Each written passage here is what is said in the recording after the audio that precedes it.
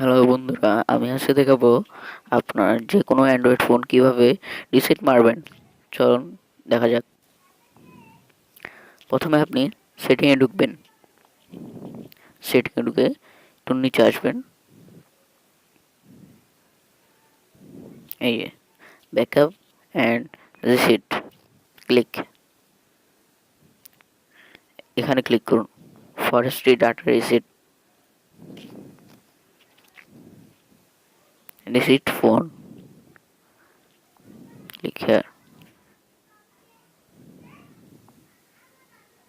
তারপরে আপনার পাসওয়ার্ডটা দিবেন, মোবাইলের হোম স্ক্রিনে পাসওয়ার্ডটা দিবেন। আমারটা দিচ্ছি, নেক্সট। তারপরে যে এখানে ক্লিক করবেন রেইস এভরিথিং, তাহলে আপনার ফোন রিসেট হয়ে যাবে।